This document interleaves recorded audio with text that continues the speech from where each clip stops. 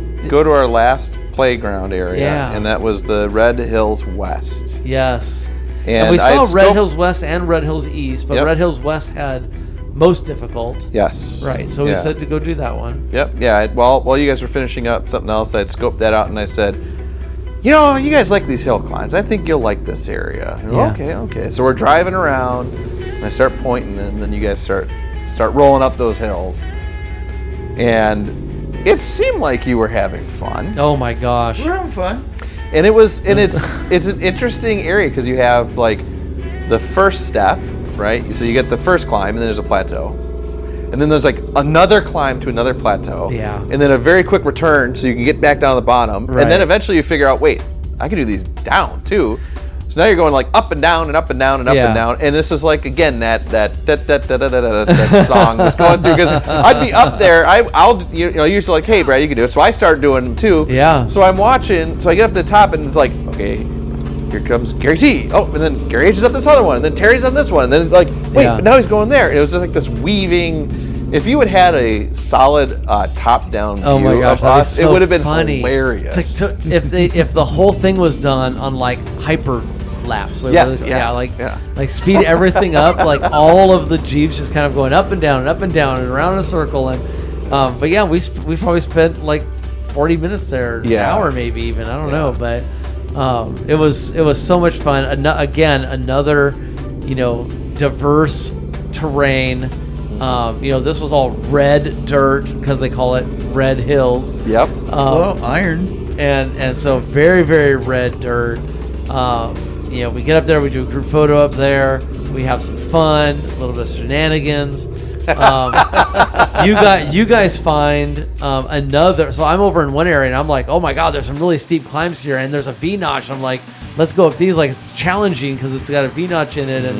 And then you guys start hollering over me. I was like, oh, we found a really steep one. You guys gotta come over here. And I make my way over there and give it a bunch of throttle, and it goes right up. And it was not as bad as I guess it looked. Oh well, yeah. We were all surprised. Yeah, and the first time you come, wah, you really feel the power coming up. Yeah.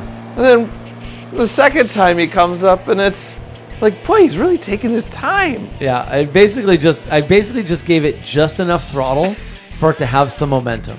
Not momentum, just for it to move. Hey, you're going up the hill, and your hands are behind your head, and you're just like you're taking a nap. I know, it's relaxed. It's like, oh, jeez. I'm like, the Jeep can't go anywhere. Like there's a berm on both sides. I mean, I suppose you might be in trouble if you didn't correct that quick enough, but. I was paying attention, but yeah, I had both hands behind my head and just let it, slowly crawl up. But that just goes to show, and I mean, the look of them was far worse than what they. Yeah, I was surprised. Okay, out of 10 stars. 10? Whoa, that was 10 stars. No. Uh-oh. Oh, out of 10, she was thinking. Oh, come on. 8. Hey, that's double last time. That's double. All right, we did good. Nice. Thanks for visiting Minnesota. Yeah. Look at that. Is that already Iowa right there? That's it. We got a boulder in one shot. Go. Welcome to Iowa. Guys, we crossed another state. Iowa, here we come. Ticking off the states, Gary. One state after another. Yeah. Here we go. We got another state in front of us. Gary, what is it? It's Missouri. It's Missouri. Carissa, Missouri. One more state ticked off the list. Holy cow. That's right. Well, we had heard a lot of good things about SMORR, Oh my gosh, we did. and SMORR did deliver. Oh my gosh, it did. Like, way exceeded expectations. I mean, we had heard about it, and we knew that it was an amazing park, but I really had no idea. We're there, and up comes a JLUR, Oh yeah. and he knows who we are. And it's Anthony, and Yes. Anthony didn't get to join us at UARI Right. because something happened. He's in the Navy, and he knows our friend Evelyn as well. He is trying to acquire his badge of honor trails. Yes. So he was all hot to trot. He wanted to make sure that we would get to an honor trail. And also he's a bit new to the wheeling, especially, well, rock crawling, I should say, not yeah, necessarily more difficult. wheeling. Yeah, he's been out to a lot of places and done a lot of trails, but once you get to some of the more technical rock crawling, he's still acquiring skills. When we started Guardrail's a 3, by the way. It's a badge of honor trail, and there are some drops off like small ledges, and this was a little hair-raising for Anthony at first. He had to walk down really slow, and you had to coach him. It's amazing how fast you can really get experience, right? Yes. Once he got a little feel for it, the difference between him at the beginning of the day, oh my gosh, and the end of the day. Yes. Hey, never put your hand outside. We went on to what's called Dixie Trail, and it's a 3. So these 3s it would be like a blue trail at a lot of places. Yeah. Right. They weren't too bad. But what's nice about them is like, some places are blues and they really don't have a whole lot of like rock obstacles. These would still have, an obstacle here and there. Oh yeah, they have some small obstacles on them. Where some blue trails at some parks might be a lot of trees and twisty you got to go through, and there are some at SMORR that are like that too, that are rated 3. Right. But yeah, a number of them do have some small rock obstacles on them. Well, small-ish. I mean, they're definitely, if you're not used to wheeling, they look scary.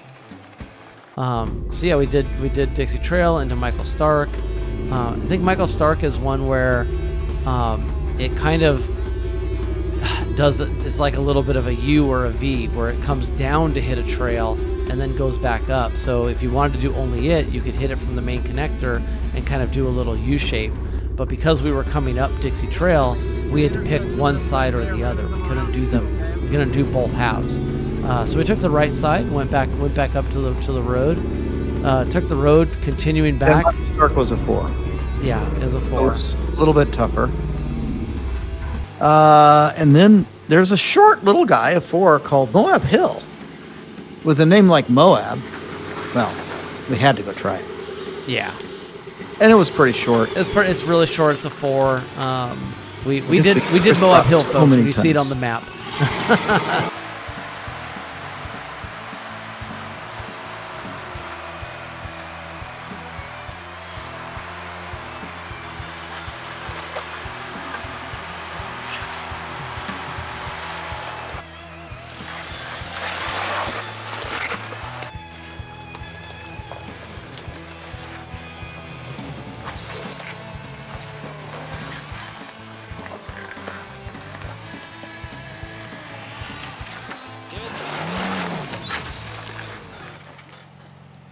The Rattler Waterfall, and that starts on a different named trail, like Rocker Knocker. Yeah, actually, yeah, that's right. You have to do a tiny bit of the Rocker Knocker, right? And so I got into the Rattler, the waterfall, and started going up it, and it was very challenging. I mean, I worked the line, it didn't seem to be working very well. I went and worked another line, and it was climbing up, but my door skins are getting closer and closer to the waterfall wall. And sure enough, as I'm climbing, I still had forward momentum, so I'm like, all right, I keep going, but the door skin was fully leaning into the wall and putting a lot of pressure on the aluminum corner. And it literally dragged for, I don't know, 2 feet probably of the wall, and just leaving a good gouge. Not a gouge. A gouge, I guess, means cutting it, but like. So that was one of the challenges there. There was water, and like we were down in water in the Rattler there, and and then it was a bit muddy, and so sometimes the wet rock and the mud made things a little bit more challenging. And other times not, right? It wasn't like everything was sloppy, muddy, crappy. It's just occasionally we ran into that kind of a problem. Right. Yeah, and so we get up the waterfall, we continue on, and do the actual Rattler Waterfall Trail. Right. There's a couple others that are all around it. That are additional lines. and but you know, we just kept on. The rest of the Rattler was actually fairly challenging too. Yeah. I remember climbing up a lot of ledges and slippery, and yeah, the waterfall was by far the hardest part. Yeah. The rest of it was not trivial. And there is a bypass. I mean, you can go around the waterfall and do a trail just called Rattler Waterfall Bypass, and it keeps you as a 4. But getting past the waterfall gets you on to, you know, the true Rattler, and that's a 5. So doing Rattler got us I think our first 5 for the day. It was our first 5. Yeah. And then I think Iron Horse is a long trail, right? There's a whole lot of it's a 3, but it has a lot of connectors to lots of trails, and so it on its own right is a fun trail. And then there's optional tougher trails that you can take if you wish. Yeah. And now that's getting up to the, you know, northwest part of the park. So coming off of Larry's, we took a connector road and got ourselves up north, and then did Iron Horse, which is a nice loop, kind of gets you up into the very most northwest side of the park. And Anthony, it's amazing how fast you can really get experience, right? Yes. Once he got a little feel for it, the difference between him at the beginning of the day, oh my gosh, and the end of the day. Yes. Oh, he was doing, you know, legitimately harder things than what he started on, and yeah, it's just from exposure and experience, and, you know, getting comfortable with what your rig can do. Yeah, it was. I find it so gratifying when we go on trips and we have some folks that are a little bit newer to rock crawling, and, you know, you coach them up a little bit, and, you know, you can just see the excitement, and then the confidence builds, and they're so different at the end of the day. I think it's Brixie Hill. Yeah. Which was a 4. And like you said, you know, the nice thing, you know, Anthony is, you know, he's doing a lot better now. He's zooming on the 3s, but I think he stayed on High Mountain Road, which continued to parallel, and we popped over and ran Brixie Hill, which was a little bit tougher. Well, I think at that point, I mean, High Mountain Road, you know, where that ends, you either got Cheap Trick, which is a 5, or you got Brixie Hill, which is a 4. So did he go down Brixie? He did come down Brixie Hill, because at the part where it's the most difficult, there was a 3 bypass. I forgot. Yeah, that's right. So he didn't have a choice. He had to come down Brixie Hill, but he really did more 3 than 4, right?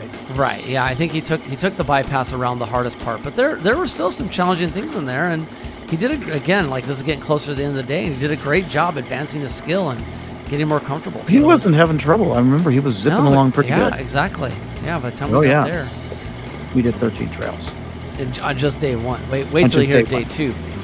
Next morning, I go over and take my shower, and there was a camper that had been parked there, but there was no rig or anything. And now there's a really nice Jeep, and there's an older guy like me that's just sitting there, you know, on the bench. And so I said, "Oh, hi," and we started talking a little bit, and it was his rig, and I'm like, "Wow, that's a really nice rig," and it's John Bow, and I don't know John Bow yet, and I'm like, "Oh man, that's a cool rig." And he goes, "Yeah, you know, I wheel a lot." And you could tell he was a real wheeler for sure. And then I find out he's like, "Oh yeah, you know, I got a guide tomorrow." And then he goes, "Oh, you know, hey man, do you think, you know, would you mind if I join you today?" And then Jumbo's like, "Do you mind if a few of my friends come? They're really good wheelers." Jumbo is a lead guide there at SMORR and other places. I think he guides for Jeep Jamboree USA as well, if I remember right. No, I think so. And then was it John? John was a guide for Jeep Jamboree USA, or was it Matt? I think Matt. I think it was Matt. Yes, Matt guides for Jeep Jamboree USA. And then we had John, Derek, and Joseph that were buddies. We got to Disturbed. It's our first 5 of the day, Gary. Disturbed had a nasty. Remember, didn't it have that really nasty ledge thing we had to get on and get around? It was kind of tricky. There were a number of those types of spots along the way, but yeah, Disturbed was was well named. Let's just say that it was well named. Went up disturbed, but we didn't do the whole thing because again, like we're trying to get, like you just said, Jumbo's like, hey, we're gonna do connectors of a bunch of hard stuff, work our way across the mountain, and so we did disturbed to Largo, getting back onto a 4, which gets us to the entrance of Why Not, which is a 5. Right, so if we had just stayed on disturbed, well, then that's going to hit us into a 2, right, and then a 1 after that. So there wasn't really a whole lot of options of getting the harder stuff if we finished all of disturbed. So we jumped off of it, got onto Largo, then took Why Not, which is another 5, and so far everybody's it's just moving along. We're hitting good obstacles. People are hitting the right lines, and we're making great progress. You jump up on the road for super quick just to get over to the next one, which is Comanche Hollow, and that's a 3. We do that whole loop, and then Jumbo says, "Hey, I got more trails for you," and this is one that isn't even on the map, right? It's not even there, but it's called Wishbone, and I don't even know it was rated, but it was probably a 5. Yeah, I remember it being a good thing up a what do they call it? A valley. I say like a creek bed, right? Like there's a water running through it, and we took that as a shortcut to get, well, really not a shortcut. I guess it's just the harder way to get to V-Notch, right? Because like you can get to it from the main road, but of course you want to take it the harder way. And we get on V-Notch and do V-Notch, and we take just one of those where you got to do it's the classic V where you have to get your tires wedged in, keep pressure on both sides, and you and I are familiar with those. It wasn't too bad. Yeah, I mean, and it wasn't too bad. And I even think like I missed the optimal line. Like one of my tires dropped into the V-notch, but our rigs are just built in a way where we just have a ton of articulation, we have a ton of width, and we can afford to miss the line by a little bit. And so I did get a little wonky inside of it because I missed the right line, or the easiest line. But I just kind of kept trudging my way through. I think maybe I backed up once and kind of repositioned to get it a little bit flatter. But it was wonky going through, but that's okay, right? Like it's a pretty stable rig, and I think you did a lot better than I did going through that because I was because I was behind you. Yeah, you saw my mistake. I saw I'm going to put my tire right here. Yeah, I think I went a little bit too driver on it. Yeah. Puppy Liquor, he knew for sure that we wanted to work our way down to then go up it, and it's a legit 5, and it's a long 5. It's in comparison to some of the others, there's not that many 5s that are this long. Rattler is another one that's a long 5, but again, not very many, go this long, and it was a great trail. I mean, you're a hardcore wheeler, this is one that you want to make sure you put on your list because. Gets you up through some valleys, some nice boulder crawls. Coming up through a little creek bed. Varying depending on the time of the year, it could be wet. And, I think it was a little bit slick at times. When we were there.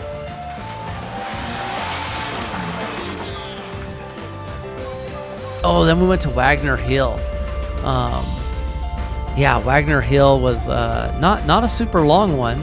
But we worked our way down. I think we had to touch Rocker Knocker again in order to do that. So we got ourselves down. Wagoneer was another one where you had a lot of wheel spin. Yes. To get up and over the ledges. And right. Each of the ledges was in its own right a little bit of a challenge. Yeah, and I think this is one where I was like, okay, I'm just gonna get some wheel speed and just get the whole thing, done. I remember learning that from the day before. It's like, okay, there's a lot of ledges here. We can just, hit them all. And so I got a bunch of momentum and just bombed up the whole thing. But the challenge part was the very end. Remember the very end? We started going up, and very challenging end. I had to work a few lines. There's one big rock, and I just kind of kept working my way all the way to the right side of the obstacle. but we added buck rub in there, which is just a 3. And that's what got us over to go and do Cheap Trick. Getting back down the hill to do it. So that was pretty cool. So we did another one of the hard ones. We did Cheap Trick. That's a 5. And it was great. It was great that the locals recommended it. And here we are again. We're saying, oh, all right, guys. Well, that's it. Let's head on out. But Gary, every time we say let's head on out, that means we got to look for something else. You drive past something that catches your eye. So sure enough, we did, and we met up with John Bow, and John Bow's like, "Hey, look at these right here. We got Copperhead and Double Whammy." And Copperhead is it a 5 or a 6? Where's it at again, Gary? It's a 6. It's a 6. It's a massive wall to get up it, and you got to come through the creek, so your tires are wet. I gave it a good try though, man. I gave a good show. I mean, I wailed on it and tried to get myself up. It wasn't gonna have it, and so I bailed on Copperhead. It was too hard. But then Double Whammy was kind of right next to it. They said, yeah, go over and give Double Whammy a try. And I had to work a bunch of different lines on Double Whammy. It wasn't easy either. But finally found the one that hooked up. Got up. Made a little bit of progress on it. We didn't have time to go do the whole thing, so then turned around and came back down. So that one I at least did, but the Copperhead 6, that one was rough for a big heavy JKU. And I just sat down with John Bow, and he and I just kibitzed. And then we laughed and watched you. Kept trying. You were laughing at me, Gary? Come on. It was amusing watching you. I mean, it was. He thought you might get up Copperhead once. You actually were doing pretty well, but it just wouldn't quite go. It wouldn't quite go. Yeah. That's all right. I backed out. No damage was done. Copperhead is also one of the named obstacles on the map. So it's a serious climb. But that water right there, getting your tires wet right before getting on it, just makes it so slick. Super tough. Yeah. Sweet stuff. Yep. So Gary, that was a lot of trails. It was. We did 27 trails on day 2.